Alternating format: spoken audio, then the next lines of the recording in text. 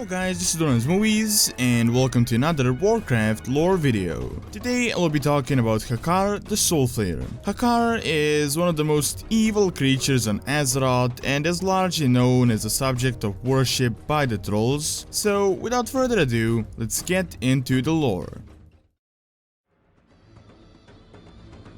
In the past, the trolls were one of the most powerful races on Azeroth. They were spread out across the entire continent and had might no other race at the time could match. Soon enough, internal conflicts arose and they split up into various empires and groups, with most notably the Amani and the Gurubashi Empire. Quite some time later, when the Burning Legion invaded, the world itself was destroyed in an event called the Sundering.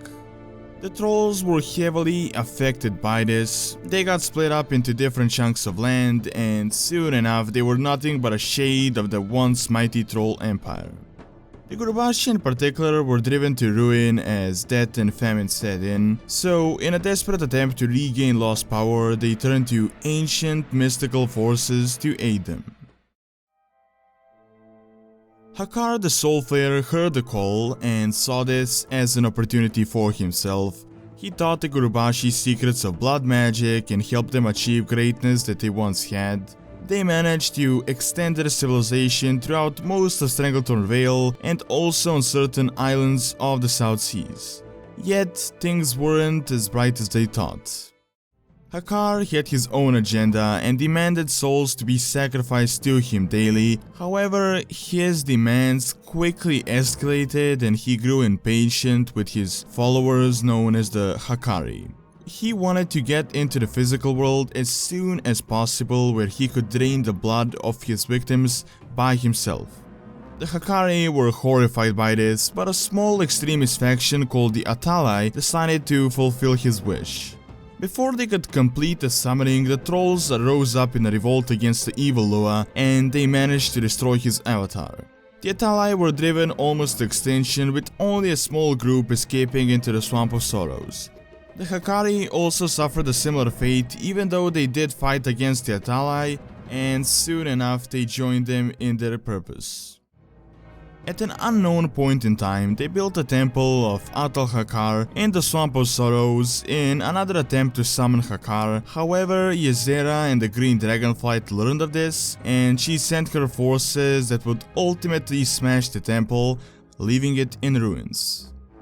In time, the atal'ai discovered that the only way to summon Hakkar's physical form was within Zul'Gurub, the ancient capital of the Gurubashi.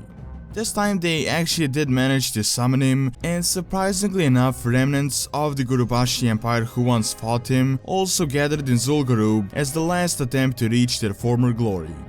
When the Zandalari tribe heard of this, they rushed to the continent, and together with the help of adventurers, they managed to defeat Hakkar and the Gurubashi guarding him.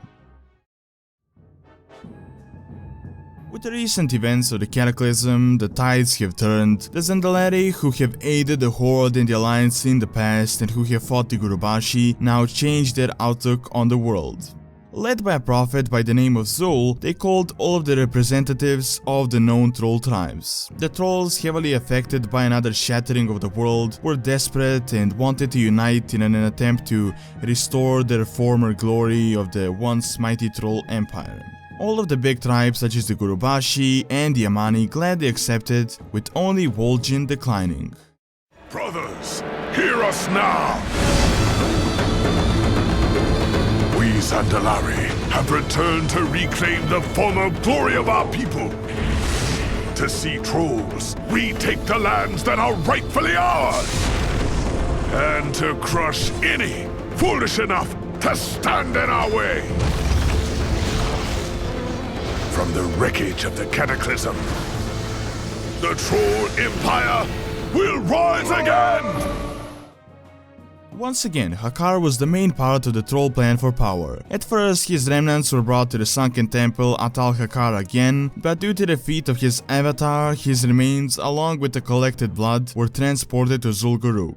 There, a witch doctor of the Gurubashi by the name of Jin'do managed to summon Hakkar again. This time, however, it was a bit different. Hakkar was in shackles and Jin'do was draining his power in order to infuse himself with godly powers. Once he managed to destroy the spirit chains, Hakkar was freed and he utterly destroyed jin'do.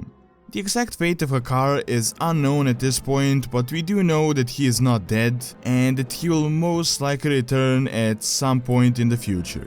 Origin of Hakkar is also unclear. By common knowledge, he is considered a Loa, but we don't really have much information on the Loa to begin with. The Loa are said to predate the Titans and to reside in a special spirit realm unreachable by the mortals.